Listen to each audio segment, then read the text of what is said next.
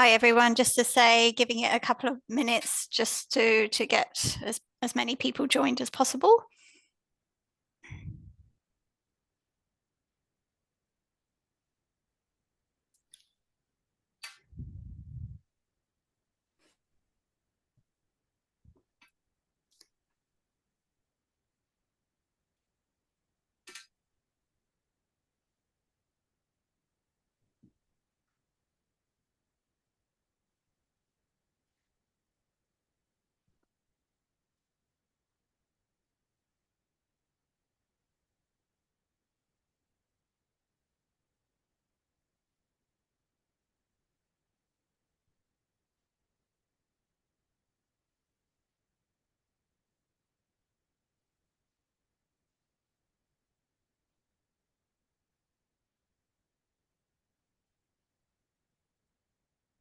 Okay, I'll make a start.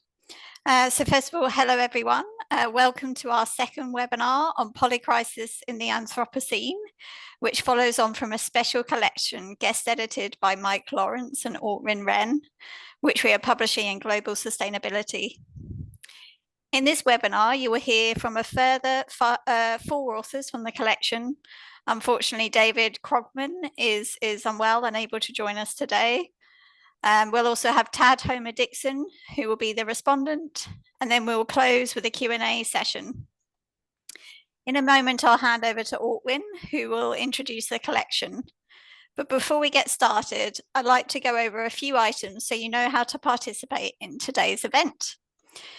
You all have joined in listen-only mode, which means you'll be able to hear us, but not able to speak to us. However, you have the opportunity to submit chat questions by typing your questions into the Q&A of the control panel. You may send in your questions at any time during the webinar. We will collect these and address them during the Q&A session at the end of the webinar. If for any reason we're unable to get through all of the questions during the session, they will be included in the follow-up email that we will send along with the recording after the webinar. Should you experience any technical difficulties, please add this to the question box and a member of the organizing team will endeavor to help you. In the unlikely event that we do experience any issues, we will message the audience and restart the webinar. So to summarize, you can submit your questions at any time, and you'll also receive a follow-up email at the end to know so that we can ask how useful you found it, include the recording, and give you another opportunity to ask any questions that you have. Now I'll hand over to Ortwin. Well, thank you very much, Ali, for handing it over. And I also would like to welcome all of you. Good morning, good afternoon, whatever time zone you are in. And we're very happy to have you here for this special webinar. As Ali was talking to you, this webinar is basically a compilation of papers that will be published in a special issue of Global Sustainability. So in that sense, this is also something that you can read later on. But we would also like to have a discussion about the main thesis and the main topics that are raised by our contributors today. The topic that we're talking about is polycrisis in the Anthropocene. And I think there are two basic elements in there, or basic ideas in there. First is polycrisis, and polycrisis is more than just a compilation of crises. It's something where one crisis exacerbates or amplifies the next crisis, and that is through infection and through cascading effects. So there are two kinds of possibilities: that one crisis infects the others, or that one crisis has impacts that then leads to another crisis with another impacts. So that's kind of the cascading impacts. And what we all believe in, that these kinds of interacting effects are more severe than the sum of each individual effect. And that makes it so difficult also in terms of assessment, but specifically in management, because we basically think in silos and our management teams are working in silos. And that's why we can address each crisis quite well, but not the interaction between them. And that's a part of why we are sitting here together, to see how we can better deal with these kinds of polycrisis in an era, and that's the second term here, Anthropocene, which means that a lot of the threats that we are facing today are human-made. They're not just natural, and maybe even the word natural may be misleading, because a lot of the natural events are events that have been changed, modified, or even caused by human action. So in that sense, we have more responsibility for things that happen in the world as humans. And at the same time, we are also the originator, but we also need to be the ones that deal with these issues and hopefully can help to better improve our response to these kind of crises. I don't want to talk any further because we have very good speakers today. I'm very happy to have such distinguished contributors today. I will introduce each of them before they start speaking. And our first speaker is Professor Malte Brosig. Malte is professor in international relations at the University of Witwatersrand in Johannesburg, South Africa. His research interests focus on regional and international organizations in Africa and Europe in the security sector. Professor Brosig is co-working package leader in two large EU Commission-funded consortia. One is Navigator, exploring the EU's reorientation amidst current shifts in global geopolitics, and the other one is CIVIS, and you see the acronym here, which is the Jean Monnet network of 21 African European universities exploring the mechanism and consequences of the current polycrisis. Malte, we're very happy to have you here, and the floor is yours.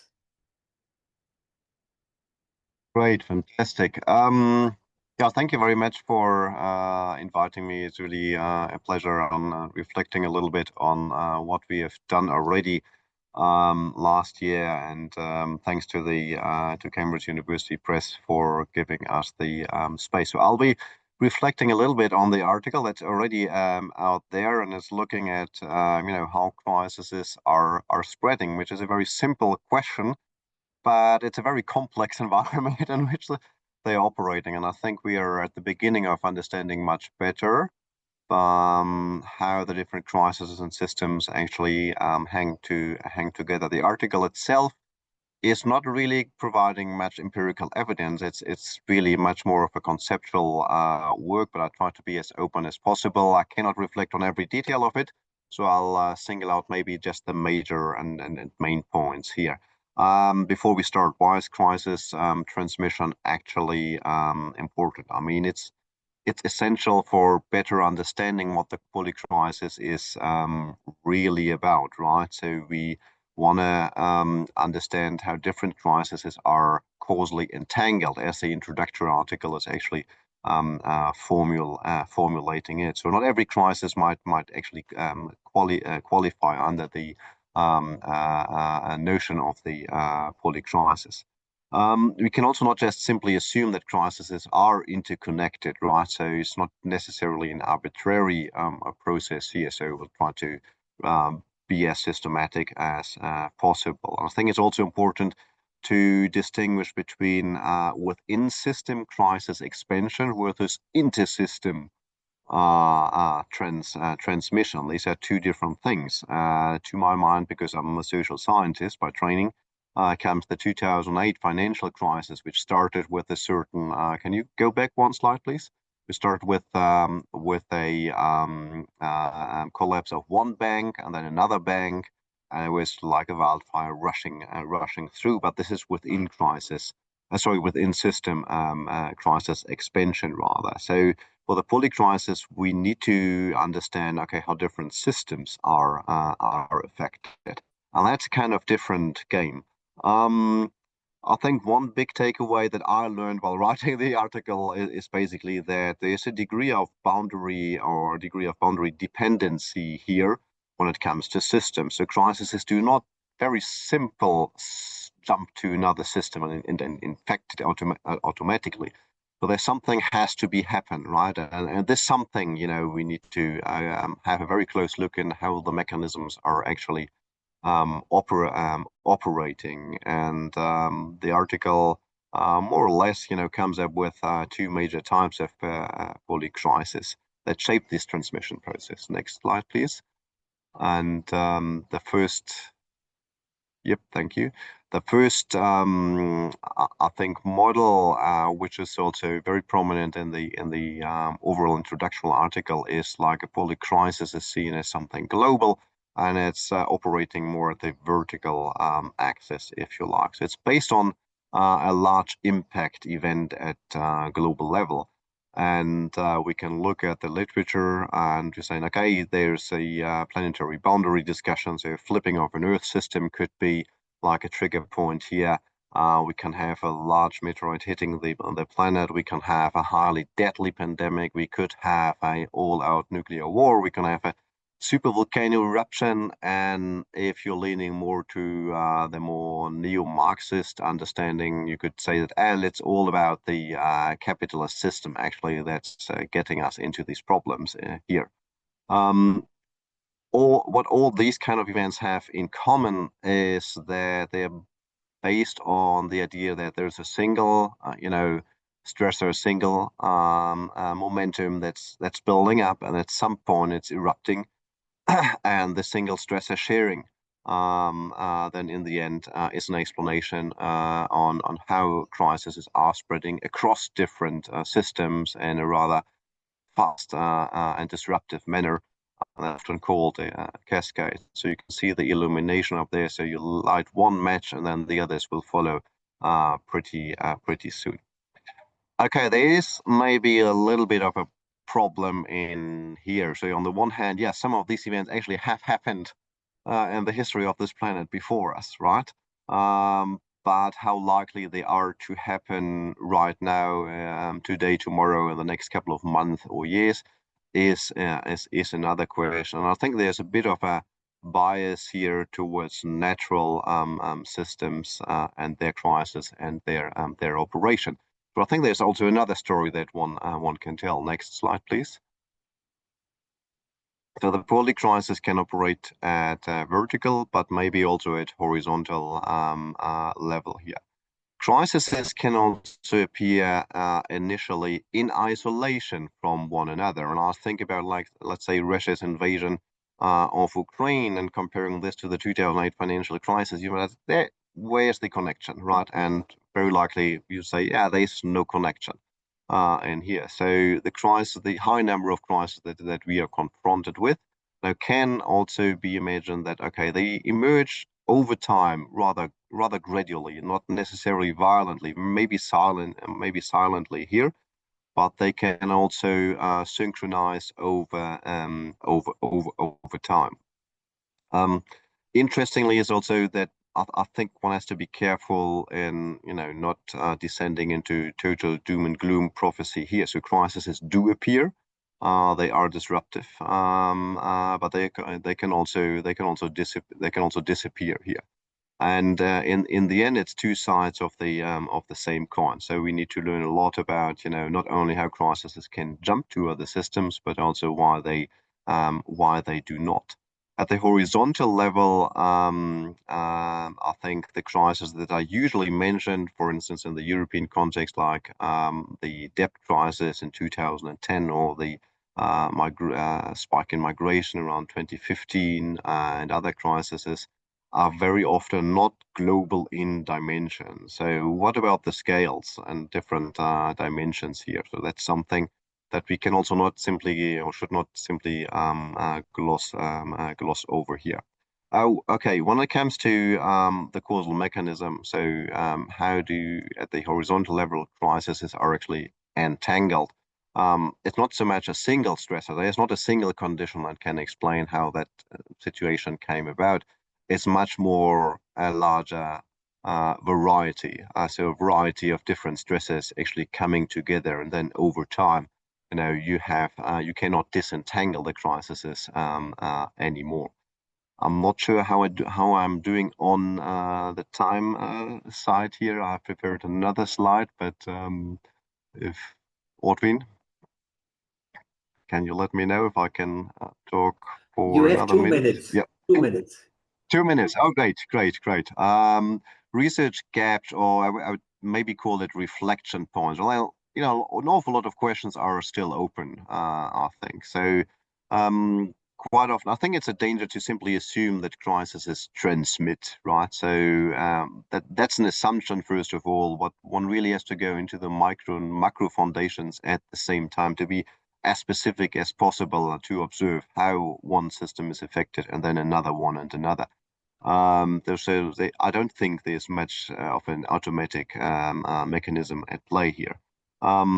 We also tend to treat systems like equal units. So yeah, we can use this technical language, for example, but I think one has to be a little bit more careful in that. So how do different systems actually operate? We can think about natural systems, social systems, and there's an awful lot variety of them.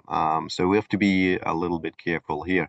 My business is much more on the social sciences, so and my discipline is a lot about agency properties. So deliberate action, strategic action. So how does this actually play out between the systems perspective and then the human agency perspective? So that's also not automatically clear from the beginning. Levels of interaction, I kind of touched upon it. At some point, yeah, not everything is global in terms of crises. There might be micro foundations as well. So there's an awful lot of scales that are actually involved, and I think we're rather at the beginning of understanding how they might interact with one another. So this is a very complex environment. And then, as I'm based in South Africa, one has to say that knowledge production also plays a great role. I mean, to put it down in simple words, like your polycrisis might not be my polycrisis. Well, I don't think there's like a single, it's not just one world assumption that the polycrisis has equal effects on everyone. No, it will be perceived extremely different from different perspectives, and this is quite important. So, and the last point would be, the non-transmission of crisis is equally important as the transmission, so that we're not biased towards thinking, yeah, there's a crisis, it will spread. It can spread. It should be prevented, but there might be also lots of examples where crises rather silently disappear, and that might not be a bad news here. And with that, I will hand back to Ortwin. Thank you very much.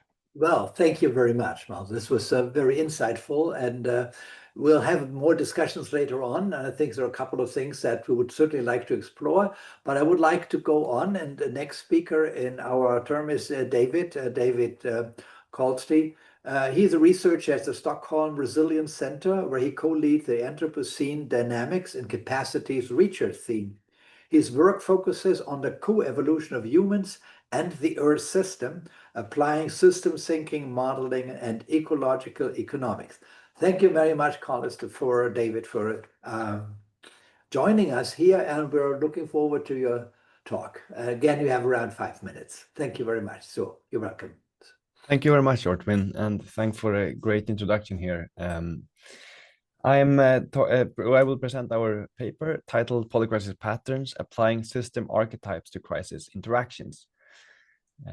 And this is a collaborative work with people active in the Balaton group. Yes, next, please. Right. So as I think this is a quite general audience, I would like to introduce the concept of system archetypes. So it has an origin in the system dynamics field, with the system dynamics founder Jay Forrester referring to it as generic structure, and Donella Meadows coming back to it as multiple feedback systems. And Peter Senge made the term popularized in the 1990s, also using the term system archetypes. So in the paper, we refer to it as recurring patterns of behavior that are caused by certain system structures. So in the system dynamics language, we say that structure drives behavior. So we are interested in looking at what causal structure gives rise to what behavior. And when we say behavior, we mean how something changes over time. So the behavior is change over time, and then structure is the causal links. So then we have two types of feedback loops in all systems, balancing loops and reinforcing loops. And here's an example of a balancing loop. The more bacterial infections there are, the more use of antibiotics. And the more use of antibiotics, the less bacterial infections. So that's an example of a balancing loop. And then we have reinforcing loops. And here we see again, more bacterial infections causes more use of antibiotics, which is also increasing over time. We have a small delay mark on that arrow, increase in antibiotic resistance, which is then also making the ability to treat bacterial infections less effective, and then we will have more bacterial infections. So that's an example of a reinforcing loop. And in system archetypes, we put these together. So in this case, this makes an example of policy resistance, which is also referred to as fixes that fail or solutions that backfire. So in this case, by treating bacterial infections by overusing antibiotics, risks causing antibiotic resistance, which in the longer run will cause an increase in infections. But in the context of the polycrisis, we're trying to put these same system structures into a bigger frame and look at how crises interact. And we have named the policy resistance archetype in the polycrisis context as crisis deferral. And it refers to multiple crises being handled with short-term fixes based on superficial symptoms instead of tackling structural mechanisms.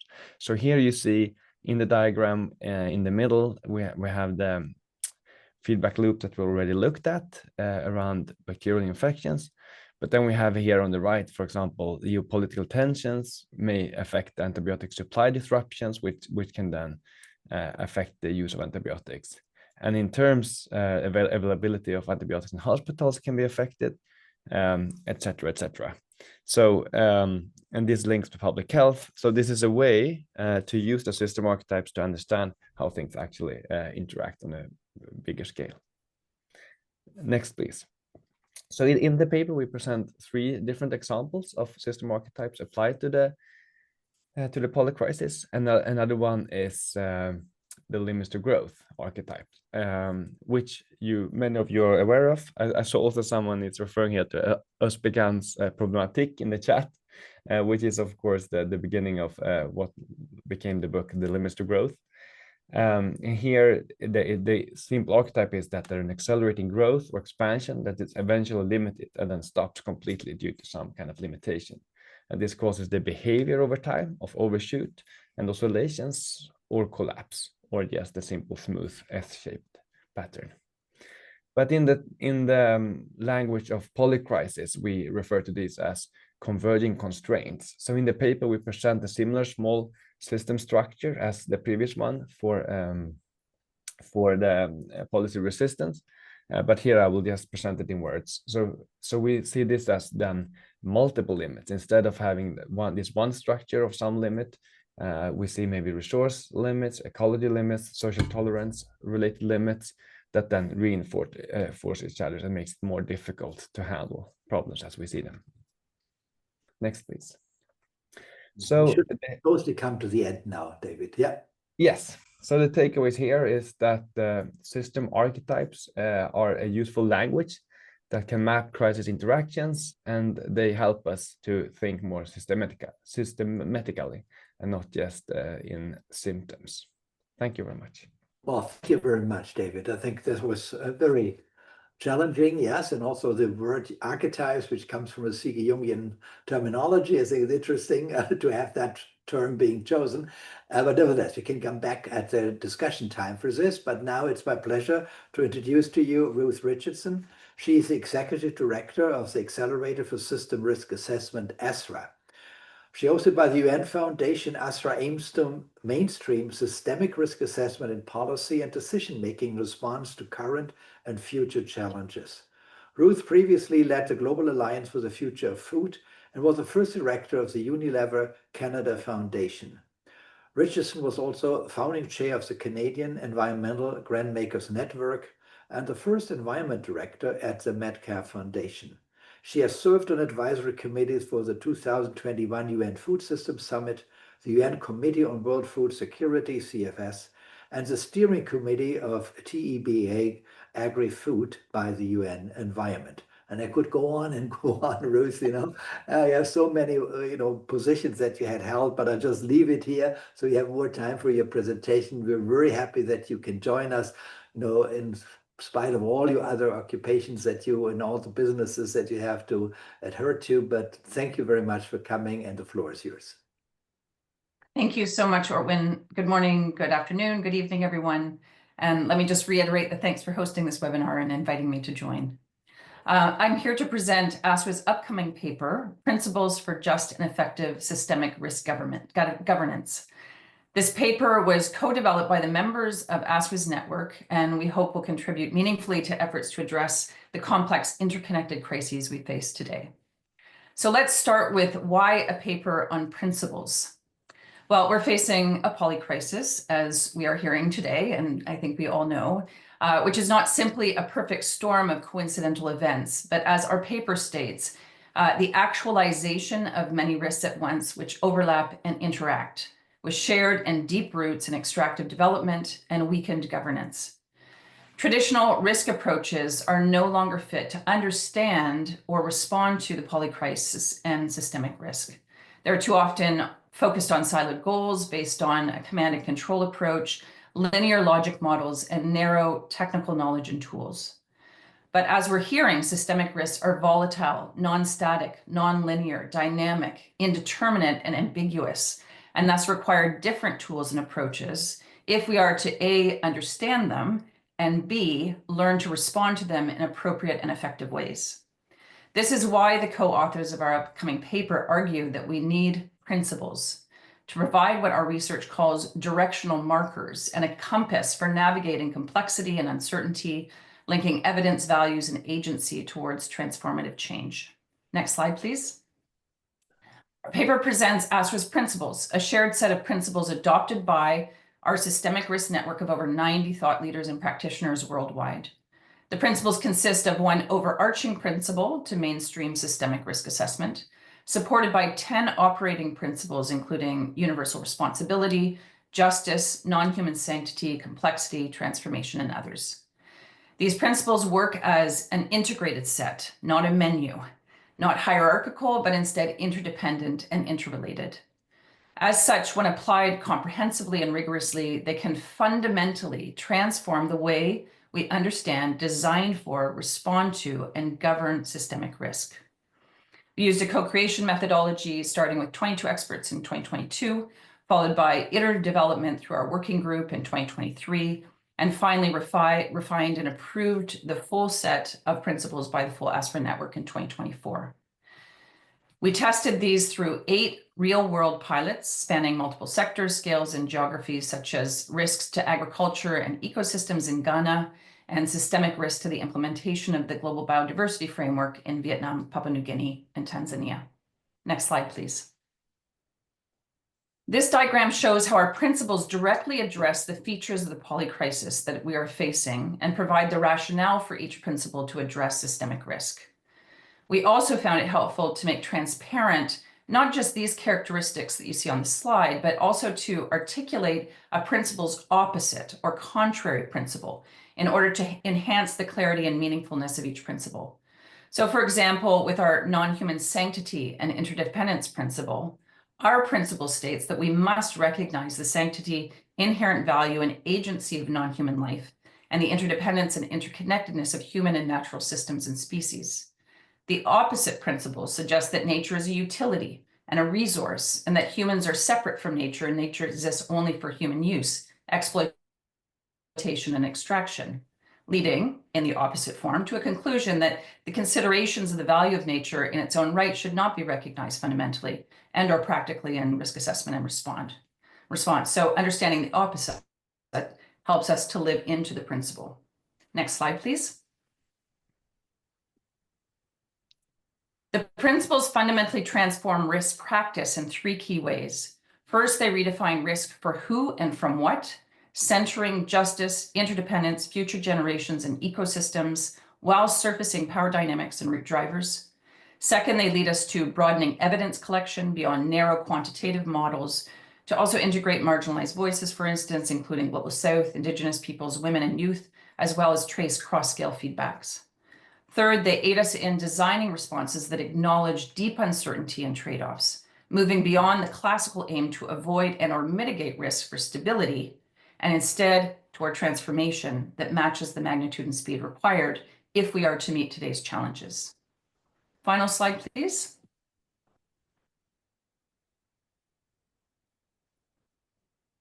So who should use these? Well, these principles guide ASRA's work, but we aspire to be relevant to diverse cultural, political, societal, ecological, and economic contexts. We've received particular interest from multilaterals with multiple objectives on complex interdependent global issues, practitioners engaging in risk assessment such as finance, insurance, the military, practitioners engaging in risk response such as governments and civil society organizations, of course, academics and educators teaching approaches to risk, data generators and holders, as well as funders guiding granting and investment decisions.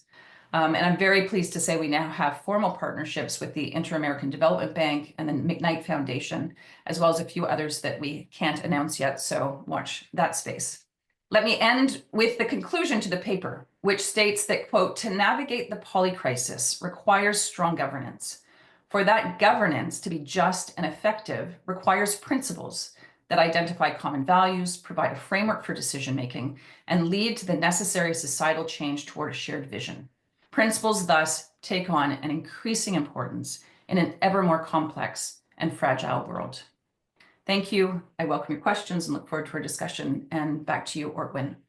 Well, thank you very much, Ruth. I mean, you may have probably seen that a lot of clapping hands have come up. So in that sense, there was a lot of applause already. And a few hearts, which is lovely. Yes, that was great. And we'll come back to the discussion.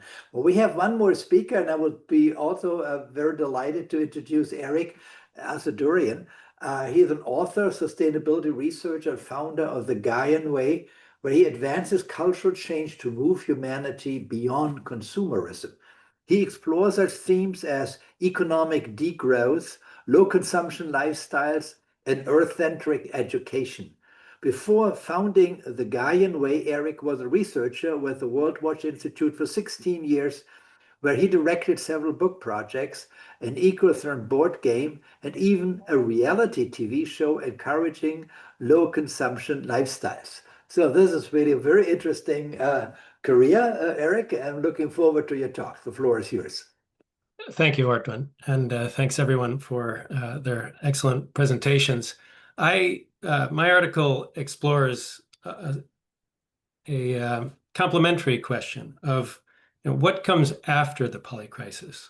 We're so worried about navigating the tough times directly ahead, and rightfully so, that we forget that this period will eventually transition to a new normal and don't ask ourselves, are there strategies to respond to the polycrisis in ways that set up future generations for a better post-polycrisis period?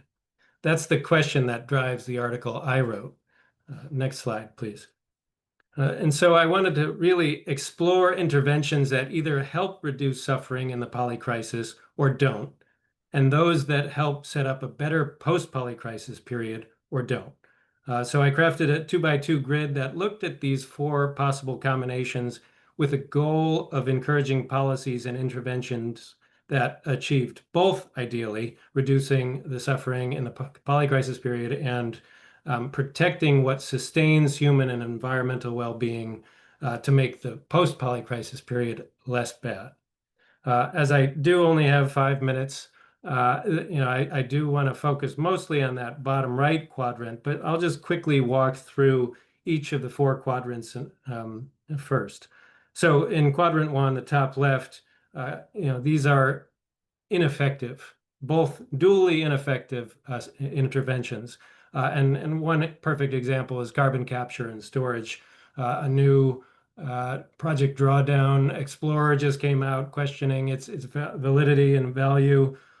Direct air capture, which is pictured on the right, is trying to capture CO2 emissions using energy, but there's question of whether that storage will leak over time. And it's not also benefiting nature in broader ways. Even carbon capture through nature, for example, at least that has biodiversity and resilience benefits and community benefits. But there are strategies that are using energy in ways that aren't helping even within the polycrisis, let alone that long term. In the next slide, in the top right, we have maybe effective in making the polycrisis less bad, but don't have maybe lasting power. Offshore wind is a good example where, depending on how extreme the polycrisis is, we might have a lack of the technology and capacity and even simple energy resources to manage offshore wind, so that 100 years from now or 200 years from now, long into the post-polycrisis phase, these wind turbines will be as strange to future generations as Moai statues were to European explorers on Easter Island. So thinking strategically about what's going to have lasting benefits. Next slide, please. The third bottom left quadrant looks at things that will have that long-term value, keeping skills in knowledge that might be lost or are being lost, like midwifery, basically. But then there's also ones that are being pursued, sought after in our polycrisis panic that might have long-term detrimental effects. A good example is deep sea mining, right? We're trying to seek out energy transition minerals anywhere we can find them, but the science is showing how important these are to sustaining biodiversity, the ASRA principle of interdependence, I'd add, and even oxygen production on the deep sea floor. These nodes are possibly, these metal nodes are actually generating oxygen, possibly. So preventing the destruction of the deep ocean will have really long-term human and ecological well-being effects going long into the post-polycrisis period. And then moving on to quadrant 4, next slide. This one, this is the quadrant I really want to focus on, in part because it has, we are going to have limited resources. We're going to have to make difficult choices in how we put our resources as policymakers, as corporations, as communities, and as funders. And so what interventions are going to provide the biggest bang for the buck? And that's ones that are helping both to reduce suffering in the polycrisis, as well as improving the conditions for a better post-polycrisis period.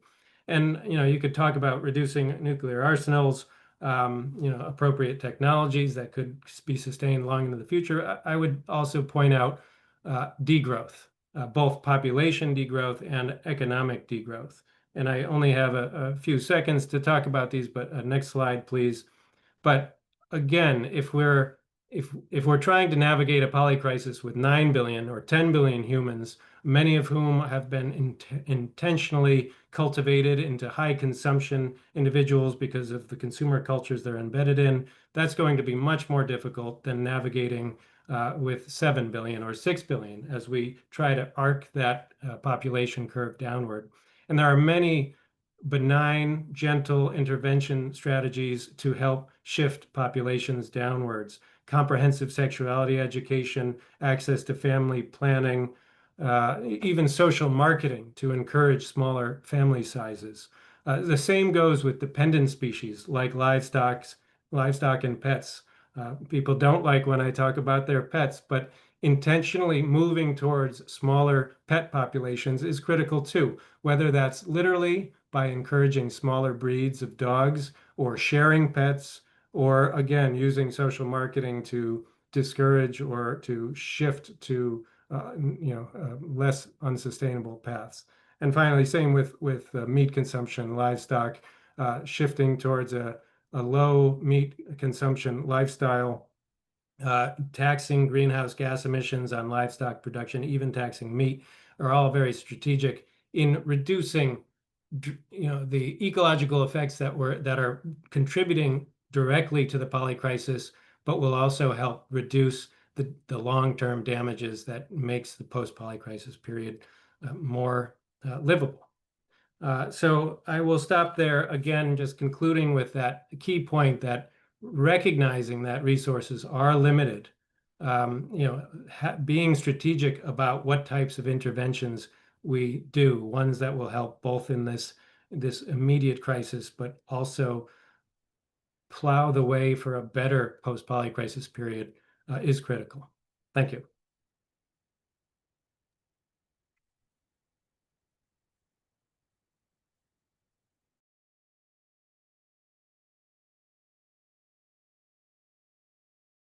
Or when you're on mute still.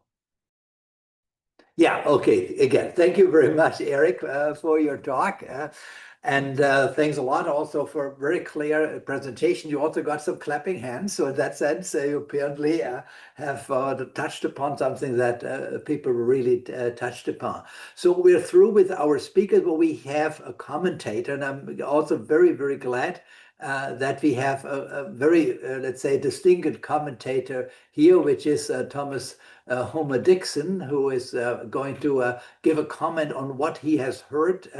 And you probably know all of him. Ted is the director of the Cascade Institute in Canada. He has been a prolific writer and analyst for many, many decades, and has also been a consultant to many different governmental and super governmental communities and agencies. So very glad that you were coming here to this event, firstly, and secondly, that you made it through a traffic jam. I think that was an issue. But nevertheless, if you have degrowth, you may have less traffic, which is maybe a good thing, Eric. But now, without any further delay, please, Ted, your floor is yours. Thank you so much, Ortwin. And hello to everybody around the world. We want to get to questions and Q&A and conversation as quickly as possible, so I'll keep my comments short. First of all, I want to just reemphasize and commend the organizers of today's event, but also the larger program that this event reflects, which is the special issue in global sustainability on polycrisis and the Anthropocene.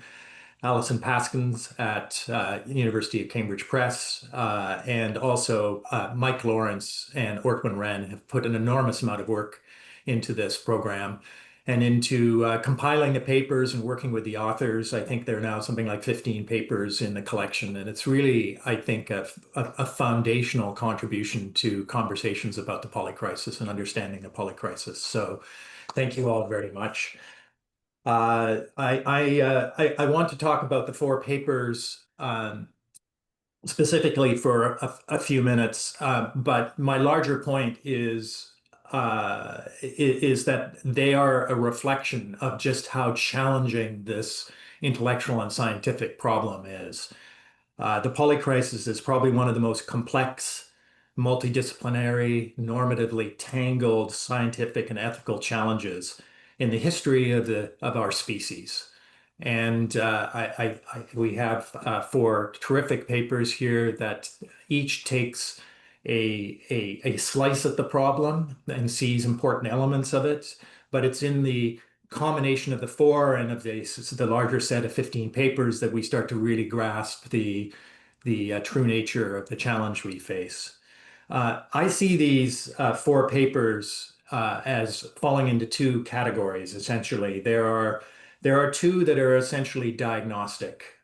David and his team present a diagnostic paper trying to understand the underlying mechanisms, drivers of the polycrisis, as does Malte's paper, is essentially diagnostic. And they both embark on this exercise of trying to understand the patterns and the mechanisms driving the synchronization of crises in the world that we sometimes are seeing around us. But they apply quite different tools and apparatuses. I would say that, for instance, David's paper, David and his team, apply system dynamics ontology, and it's a particular lens on the problem.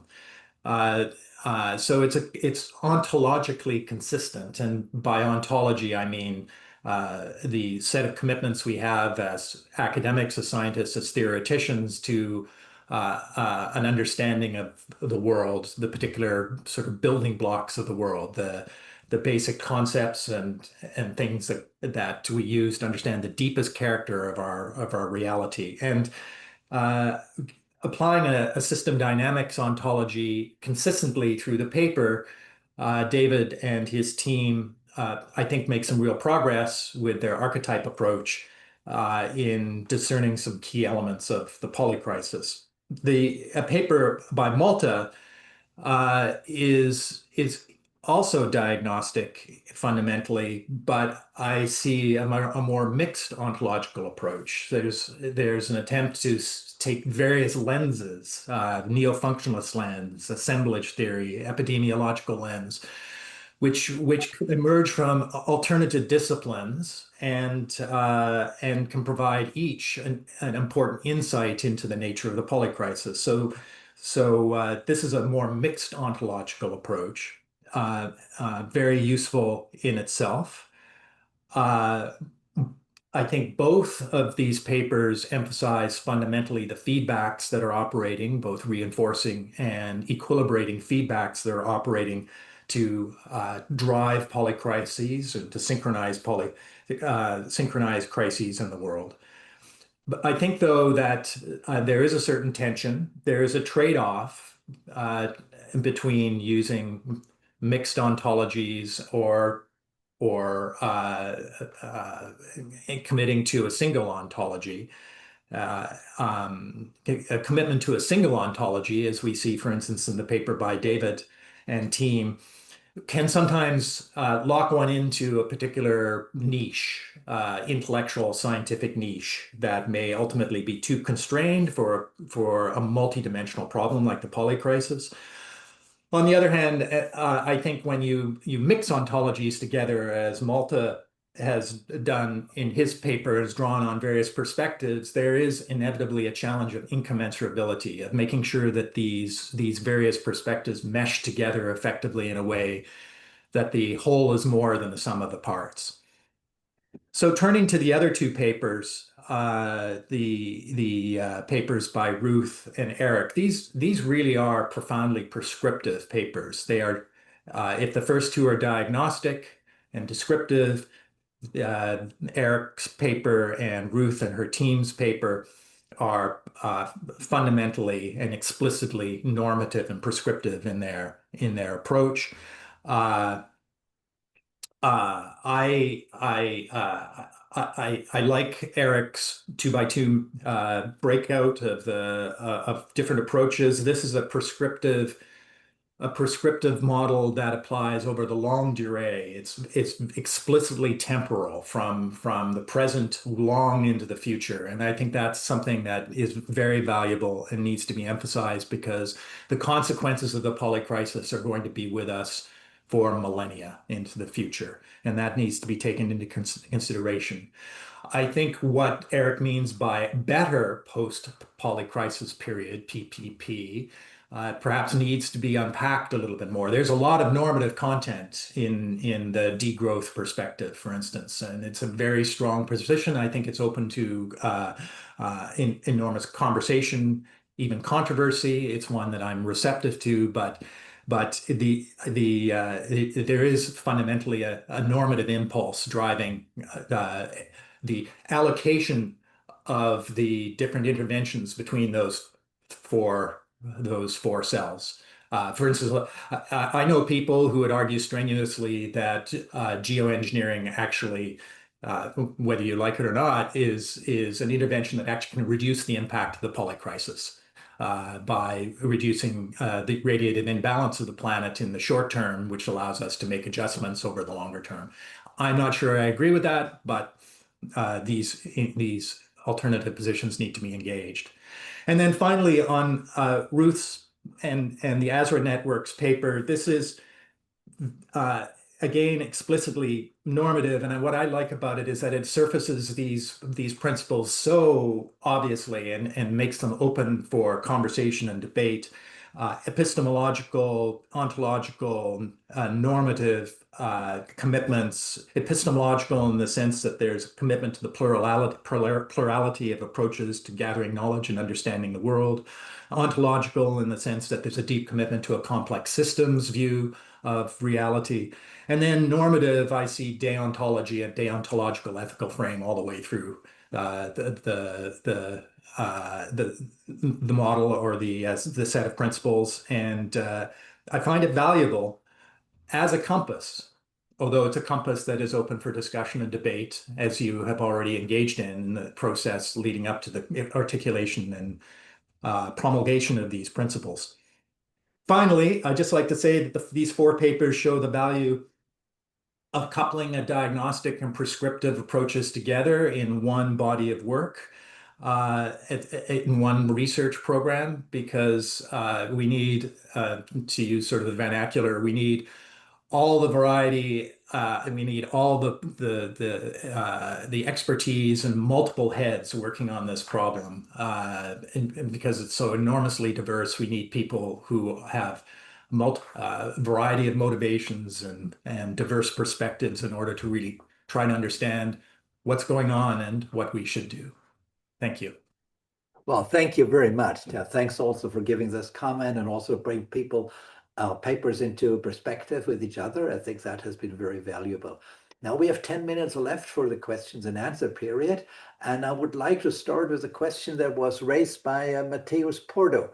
And he wants to address this question to all the speakers. And I can read out the question: how should traditional decision-making processes change in legacy institutions to incorporate strategies to navigate polycrisis, and what are ways to bridge the gap? And I would like to, even make it more clearly, is there hope in the world if you think about the institutions that govern the world right now? I think that's a question in a more direct way. And I would like to ask each of you to address this question. And it's also, I think, a question that also was echoed by Sebastian Wolf, and he said, how can we embrace all of this if even very grounding concepts have been dismissed in discussions previously?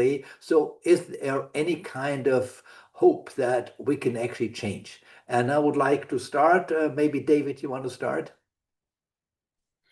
Yeah, thank you very much. And thank you, Tad, for a very good comment here. I think that so an answer to the question relates to what your comment, Tad, on the ontological consistency of our paper. I think that that is useful as it makes us be able to move further ahead. I think when you stick to one ontological lens, and in this case, I think we wanted to bring this lens that is often getting lost in these discussions and is misused sometimes.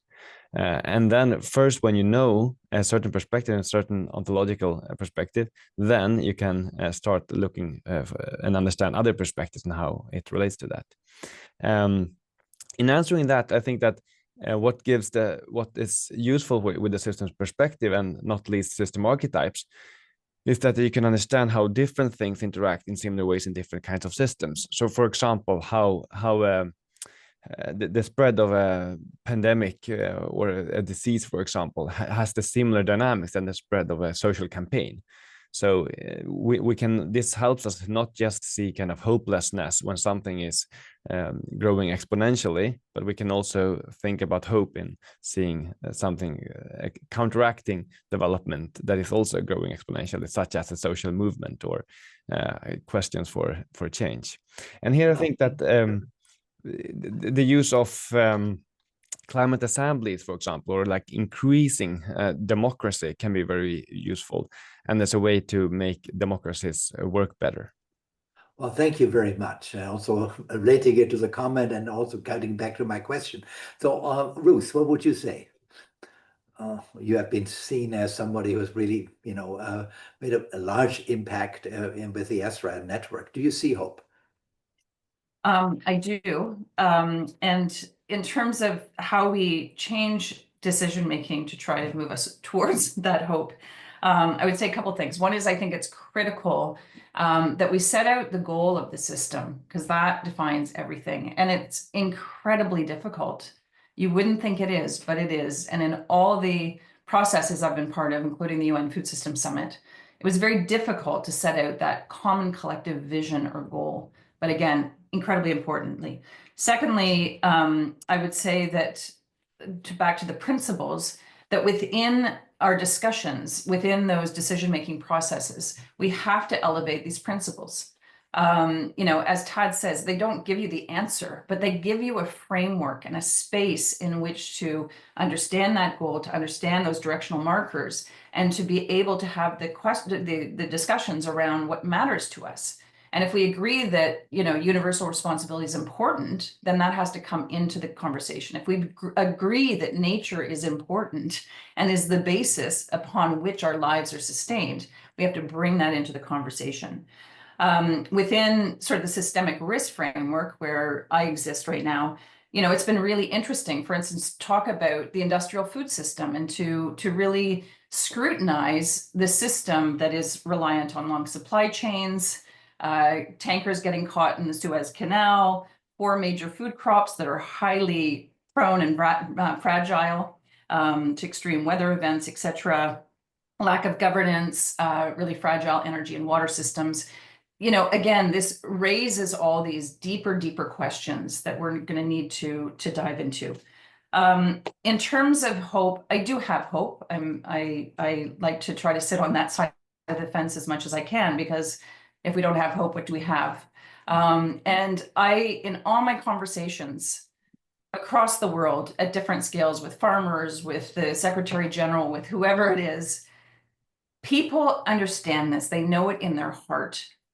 And I've been buoyed by, discussions on a one-to-one level. I think one of the problems is we very quickly move into just sticking our organizational hat on and saying, oh no, I represent this country, or I represent this organization, or I'm an academic and I can't say something within the context of my discipline, or whatever it is. All of us fall into this. And so part of my hope is to try to connect with individuals, people with their beating hearts, to say, what is it you care about? What is it that you want of the future? And most of the time, the answer is I want a beautiful world in which to live in nature, and I want connection to my family and friends, my grandchildren. If that's what we want collectively, then let's move towards that. And in that, I find inspiration. Yeah. Thanks very much, Ruth. And I think we have something in the chat right now. We need to explain it to the 6th grader. And if you be successful in this could actually raise hope. Malte, it's your turn now. And because we're running out of time, but yeah, please, what do you think? Do you have hope?